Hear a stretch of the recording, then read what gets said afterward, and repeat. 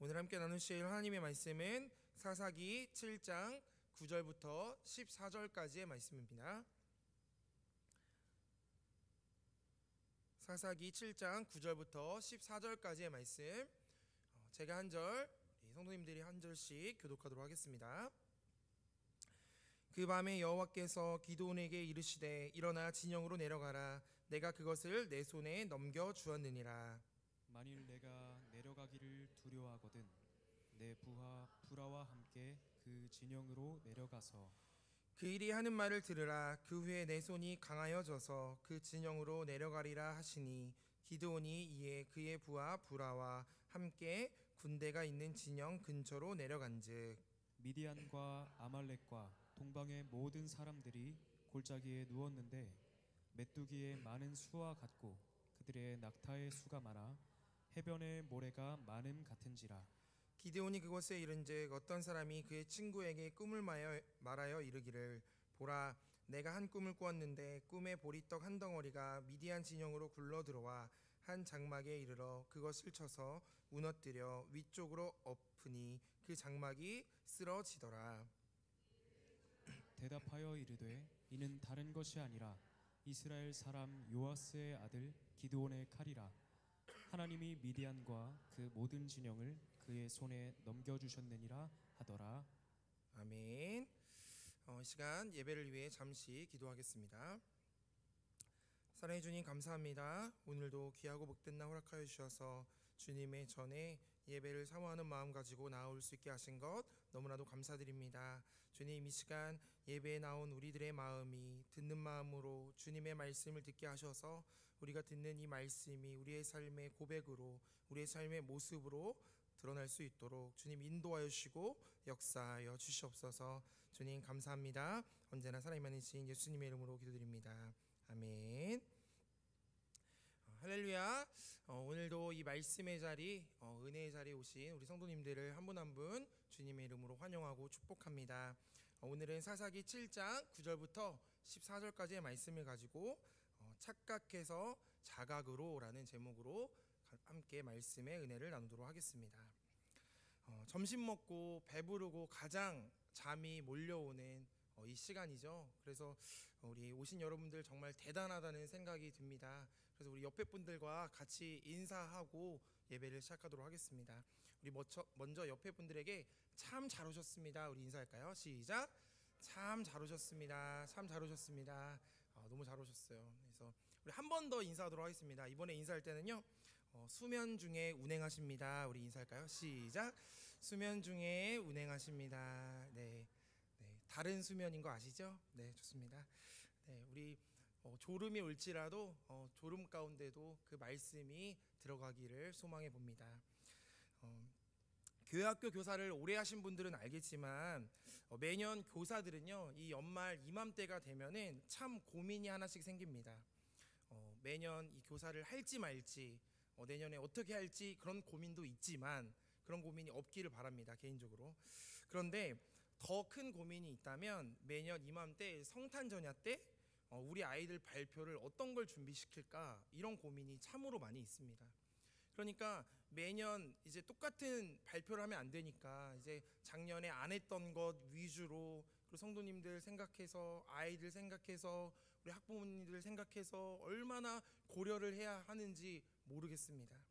이렇게 저도 고려를 하다 보니까 옆에 전도사님이나 우리 목사님 보면 참 부러운 거예요. 왜냐하면 이제 중고등부는 하나 준비하고 유치부도 하나 준비하고 청년부도 하나 준비하는데 아동부는 1, 2학년 하나 준비하고 3학년 하나 준비하고 4학년 하나 준비하고 5, 6학년 하나 준비하는 거죠. 그러니까 얼마나 손이 많이 가는지 모르겠어요. 그래서 좋다는 얘기입니다. 네, 참 행복하게 준비를 하다가 제가 한편의 시를 보게 됐어요. 허태균 씨가 쓴 가끔은 제정신이라는 시인데요, 이런 문구가 등장합니다. 우리는 늘 착각 속에 산다. 나는 평균이라는 착각, 나는 아니라는 착각, 나는 좋은 사람이라는 착각, 우리는 하나라는 착각, 나는 착각하지 않는다는 착각. 하지만 착각하는 자에게 복이 있다. 착각은 자유다. 그래서 행복하다. 착각을 즐겨라라는 이 시의 내용이 있습니다. 그러니까 사람들은요 다 착각을 하며 살아간다는 거예요.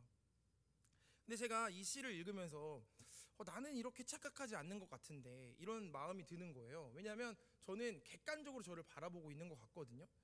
그래서 저는 나는 겸손한 사람이야. 그리고 나는 나에 대해서 정확하게 보기 때문에 착각하는 사람이 아니야 라고 생각하고 이제 이 성탄절을 준비하고 있었거든요.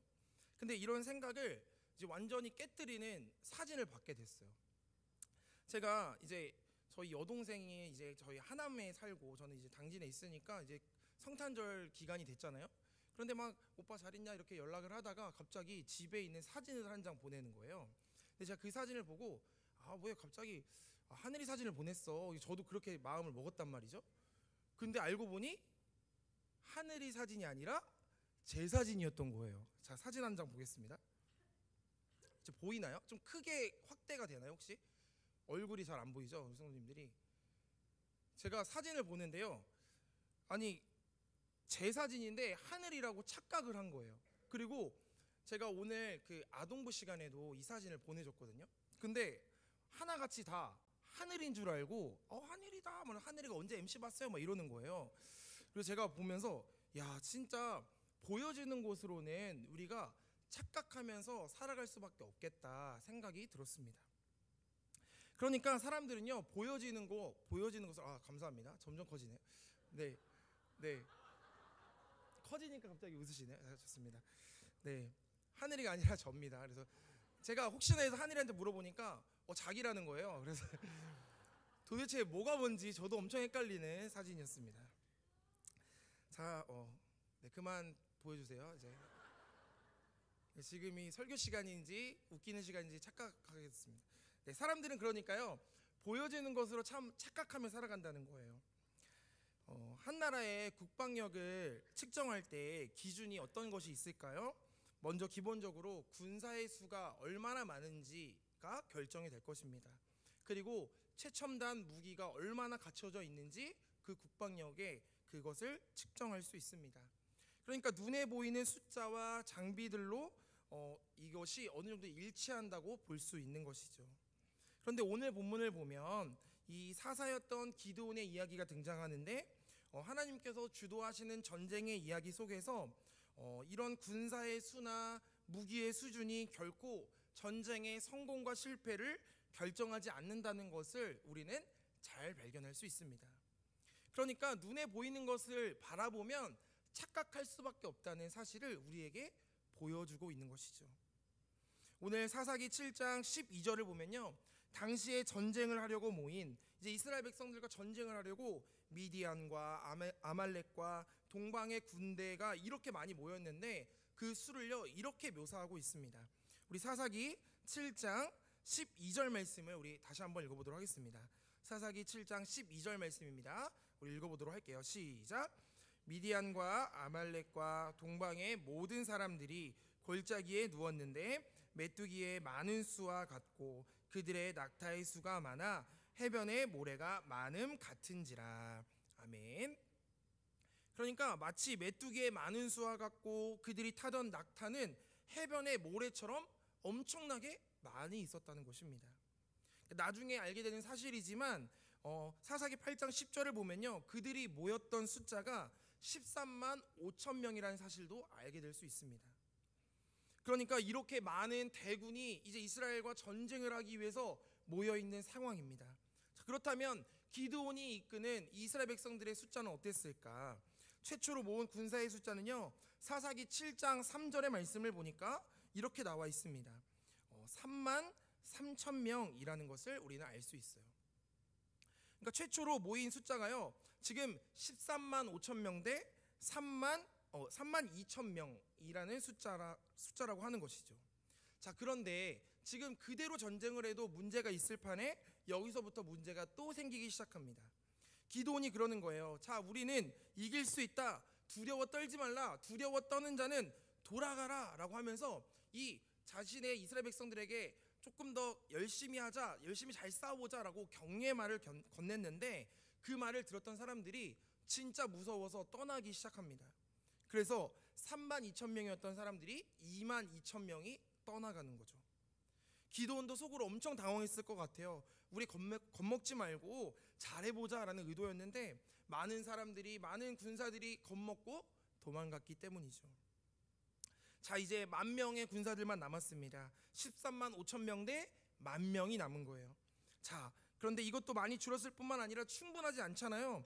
그런데 하나님께서는요, 지금 이 10,000명도 많다고 여기셨던 것 같아요.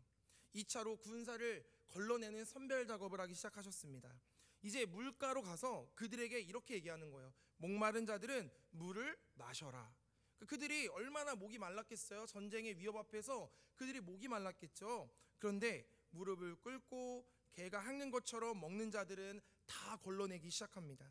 조심스럽게 손으로 움켜 입에 대고 마시는 자들만 남게 하셨다는 거예요. 그래서 남은 숫자가 우리가 잘 아는 것처럼 기드온과 300용사, 이 300명만 남게 됩니다. 자, 이제 최종적으로 남은 전투의 숫자는요 13만 5천 명 대 300명이 되었습니다. 제가 대략적으로 계산해 보니까 거의 400명, 450대 1로 싸워야 하는 숫자입니다. 자, 이 300명으로 메뚜기 떼와 같은 모래처럼 많은 이 군사들과 싸워야 하는 이 상황입니다. 자, 여기서 멈춰도 힘들 판에 하나님께서는요 더 힘든 것을 그들에게 요구하셨어요. 하나님께서는 그들에게 이것을 가지고 싸우라 라고 얘기하셨는데, 오늘 우리가 읽었던 말씀 밑부분을 보면요 이것을 들고 싸우라고 얘기합니다. 사사기 7장 19절과 20절 말씀 우리 다 함께 읽어보도록 하겠습니다. 사사기 7장 19절과 20절 말씀입니다. 우리 한번 읽어볼게요. 시작. 그와 함께 100명이 이경초의 진영 근처에 이른즉 바로 파수꾼들을 교대한 때라. 그들이 나팔을 불며 손에 가졌던 항아리를 부수니라. 세대가 나팔을 불며 항아리를 부수고 왼손에 횃불을 들고 오른손에 나팔을 들어 불며 외쳐 이르되 여호와와 기드온의 칼이다 하고. 아멘.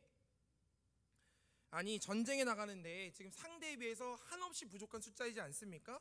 그런데 무기라도 이제 좋아야 하잖아요. 그런데 그들이 어떤 것을 가지고 싸우는지 오늘 본문을 보니까 나팔, 항아리, 횃불을 들고 싸웠다라고 고백하고 있습니다. 참 어이가 없을 정도로 형편없는 무기로 지금 이 숫자도 없는 이스라엘 군대가 어떻게 싸울 수 있을까 걱정이 되기도 합니다. 그런데 이 사사기의 말씀을 쭉 읽고 이미 말씀을 아셨던 분들은 결과를 알고 계실 거예요. 12만 명이 넘는 사람들이 죽임을 당하고 수많은 남은 자들도 도망가기 바빴다라고 성경은 기록하고 있습니다. 엄청난 승리의 결과입니다. 그런데 하나님께서는요 왜 이렇게 이기게 하셨는지, 왜 이렇게 이것들을 들고 싸우게 하셨는지 우리는 오늘 그것에 주목해 보려고 합니다.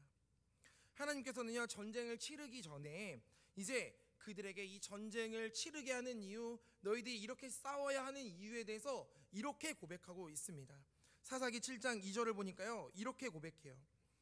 이는 이스라엘이 나를 거슬러 스스로 자랑하기를 내 손이 나를 구원하였다 할까 함이니라 라고 고백합니다. 그러니까 이스라엘 백성들에게 하나님께서 그러시는 거예요.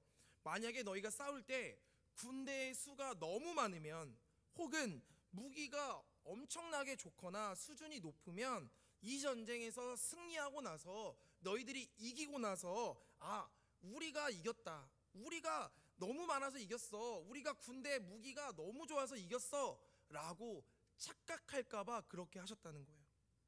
그러니까 사람이 적든 무기가 없든 오직 하나님을 신뢰함으로 나아가기만 하면 결과는 하나님이 다 알아서 해주실 거야 라는 이 교훈을 우리에게 보여주고 있는 것입니다. 자, 그렇다면 하나님이 주셨던 이 세 가지 무기, 이 나팔과 어떤 거죠? 나팔과 항아리와 횃불, 이 세 가지를 어떤 의미가 있는지 잠시 살펴보려고 합니다. 자, 먼저 나팔입니다. 나팔을 보면 민수기 10장 2절을 보면요 먼저 등장하고 있거든요. 근데 처음에 어떻게 등장하냐면 이제 은나팔 둘을 만들되 두들겨 만들어서 그것으로 회중을 소집하며 진영을 출발하게 할 것이라 라고 고백하고 있습니다. 그러니까 지금 출애굽할 때 당시에 이스라엘 백성들은요, 12지파 사람들이 그리고 다 같이 모여서 출애굽하는 상황에서 장정들만 60만 명이 있는 엄청난 숫자였습니다. 그러니까 그들을 이제 이동하고 움직이게 하기 위해서는 신호체계가 필요했는데 그것이 바로 나팔이었다는 것이죠. 그런데 성경을 보면요, 사람들이 이렇게 나팔을 불었다라고 하는 이 나팔 소리도 있지만 다른 나팔 소리가 또 등장하는 것을 발견하게 됩니다. 출애굽기 20장 18절을 보면 이제 20장에 십계명을 받는 장면이 등장하는데, 십계명을 받을 그때에 이렇게 고백해요. 무백성이 우레와 번개와 나팔 소리와 산의 연기를 본지라. 그러니까 나팔 소리가 들렸다는 거예요. 하나님의 나팔 소리가 들렸다는 것이죠. 데살로니가 전서 4장 16절을 보니까 예수님이 다시 이 땅에 오실 때 그날에 대해서 설명할 때 이렇게 고백합니다. 주께서 호령과 천사장의 소리와 하나님의 나팔 소리로 친히 하늘로부터 강림하시리니. 그러니까 하나님께서 다시 하늘로부터 강림하실 때 그날에 하나님의 나팔 소리가 들리게 될 것이다 말씀하고 있는 것입니다. 그래서 우리도 찬양하지 않습니까? 나팔 불 때 나의 이름, 나팔 불 때 나의 이름. 나팔 불 때 우리의 이름이 불려지는지, 그것이 그 말세의 최종 그 심판의 날에 결정된다는 것입니다. 그래서 성경에 나타난 이 나팔의 영적인 의미는 무엇입니까? 우리가 깨어 있어야 한다. 아니, 죽어 있었다면 다시 영적인 각성이 일어나야 한다는 것을 우리에게 보여주고 있습니다. 잠들어 있는 백성들을 깨워 일으킬 때, 그리고 그들을 모을 때 나팔을 사용하셨다는 거예요. 그런데 여리고성을 무너뜨리고 이제 사사시대 에훗이 사용한 이후에 나팔을 불었다, 그 외에 어떤 소리가 들렸다라는 것들이요 잘 언급되지 않습니다. 성경을 보니까 말이죠. 그러니까 사사시대 이후를 지나면서 여러 나라들에게 압제를 당하면서도 나팔을 불지도 않고 하나님의 나팔 소리에 귀를 기울이지도 않는 영적인 침체기를 걷는 이스라엘 백성들의 모습을 발견할 수 있습니다. 그러니까 이 이스라엘 백성들에게 어떻게 얘기하고 있는 거예요? 깨어서 일어나라. 일어나서 하나님의 나팔 소리, 하나님의 역사하심을 보고 하나님의 승리를 쟁취하라 라고 말씀하고 있는 것입니다. 사랑하는 성도 여러분, 오늘 이 말씀에 나오는 것처럼 기드온의 나팔 소리처럼 하나님의 부르심 앞에서 다시 한번 우리가 영적으로 죽어 있었다면, 아니 잠들어 있었다면 다시 한번 주님의 말씀 앞에, 주님의 부르심 앞에 깨어서 나아갈 수 있는 저와 여러분이 되시기를 주님의 이름으로 축복합니다. 자, 다음으로는 항아리입니다. 자, 우리 20절 말씀 우리 한번 읽어보도록 하겠습니다. 오늘 본문 7장 20절 말씀 우리 한번 읽어보도록 하겠습니다. 시작. 왼손에 횃불을 들고 오른손에 나팔을 들어 불며 외쳐 이르되 여호와와 기드온의 칼이다 하고. 아멘. 자, 두 번째 무기는 무엇입니까? 무기라고 부르기도 되게 애매한 항아리입니다. 자, 성경을 보면요, 우리는요 다 토기장이신 하나님이 빚으신 항아리라고 표현합니다. 그분의 용도에 맞게 다양한 모양으로 지어져 있다는 거예요. 그런데 여기서 말하는 항아리는요 우리들의 자아를 말할 수 있습니다. 그러니까 오늘 말씀을 보면 항아리를 부쉈다, 깨뜨렸다 라고 말하는 것은 전쟁을 하는 데 앞서서 우리의 자아를 깨뜨려야 승리할 수 있음을 우리에게 보여주고 있다는 것입니다. 그러니까 항아리를 부수라라고 하는 것은 우리의 자아가 깨어지기 전에는, 내가 죽기 전에는 하나님의 기적을 볼 수 없음을 말씀을 통해 전해주고 있는 것입니다. 그러니까 내가 깨어져야, 내가 부서져야 하나님이 쓰시기에 알맞은 용도로 쓰임받을 수 있다는 것을 발견할 수 있다는 거예요. 그래서 갈라디아서 2장 20절을 보면 그러지 않습니까? 우리가 이제 못 박혔다는 거예요. 이전에 우리의 육체는, 이전에 우리의 삶은 못 박히고 이제 내가 사는 것이 아니라 그리스도께서 사시는 모습이 드러나야 한다는 것을 전해주고 있는 것입니다. 내가 죽고 새로운 내 안에 예수님이 사시는 새로운 삶을 살아갈 수 있음을 전해주고 있는 것이죠. 놀랍게도 오늘 말씀을 보면 가장 쓸모없어 보이는 이 항아리를 통해서 가장 큰 효과를 보는 것을 발견합니다. 항아리가 깨지는 소리를 듣고 잠자던 미디안 군대가 깜짝 놀라 일어나 서로 막 죽이고 서로 싸우는 장면이 등장하고 있는 것이죠. 그러니까 내 자아가 깨지면 내가 죽고 예수님이 살도록 우리가 어렵겠지만 노력하기만 하면 우리의 인생에서 가장 크고 놀라운 하나님의 역사를 경험할 수 있음을 우리에게 말씀하고 있다는 것입니다. 사랑하는 성도 여러분, 나는 절대 죽지 않겠다, 나는 절대 깨어지지 않을 거야 라고 한다면 하나님의 역사는 일어나지 않는다는 것을 우리는 기억하셨으면 좋겠습니다. 그렇지만 하나님 앞에서 깨어진 항아리처럼 우리가 깨어질 때, 그때 하나님이 일으키시는 가장 크고 놀라운 승리의 역사를 맛보게 될 줄로 믿습니다. 이런 믿음의 고백으로 살아가는 저와 여러분이 되시기를 주님의 이름으로 축복합니다. 자, 마지막 세 번째 무기는 횃불이었습니다. 이 횃불은요, 이제 기드온이 그들과 함께 전쟁에서 들고 나아갈 때, 어떻게 보면 횃불이 가장 무기다운 무기잖아요. 막 불도 있고 어떻게 보면 횃불을 들고 막 쫓아낼 수도 있고 말이죠. 그런데 이 횃불을 들고 직접적으로 싸웠다는 의미라고 하기보다는 성경이 말하는 횃불, 등불, 이런 빛에 관한 것은 어둠을 쫓아내기 위해서 하나님이 주시는 불이었음을 우리는 발견할 수 있습니다. 그래서 우리 교회는요, 이 말씀이 더 잘 와닿지 않습니까? 매주 목사님과 함께 빛이 있으라 외치고 있기 때문입니다. 그러니까 매주 빛이 있으라, 빛이 있으라, 이게 말뿐이 멈추는 것이 아니라 어둠이 떠나가게 하는 우리의 믿음의 고백이 되어야 한다는 것입니다. 그래서 요한복음에서는 이 땅에 오시는 예수님을 어둠 가운데 비치는 빛이라고 표현하기도 합니다. 그러니까 오늘 말씀을 보면 횃불을 높이 들어라, 횃불을 들고 너희가 걸어가라 라고 하는 것은 내가 하나님의 능력과 권세로 물리치며 나아가겠습니다 라고 고백하는 거룩한 하나님의 백성들의 선포라는 것을 우리는 발견할 수 있습니다. 자, 지금까지 세 가지 무기를 보았죠. 세상의 기준으로 볼 때는 어찌 보면 참 연약해 보이고 어설퍼 보이고 쓸모없어 보이기도 합니다. 이것을 가지고 어떻게 전쟁할 수 있을까? 그리고 이 300명 데리고 어떻게 전쟁에서 승리할 수 있을까라고 하지만 오늘 말씀은 우리에게 보여지는 것, 우리가 생각하는 것, 내가 가진 것들로 너희들 승리하는 것이 아니야, 그것을 분명하게 전해주고 있는 것입니다. 사랑하는 성도 여러분, 내가 할 수 있다고 착각하며 살아가는 우리들에게 하나님께서는 우리의 연약함과 한계를 발견하게 하십니다. 이것을 바로요, 자각이라고 합니다. 내가 어떤 상황인지, 내가 어떻게 이 문제를 이겨낼 수 있는지, 나는 할 수 없다고 느끼는 것, 내가 할 수 없고 주님께서 하실 수 있다고 고백하는 것, 이것이 믿음의 사람들에게 자각의 고백이라는 것입니다.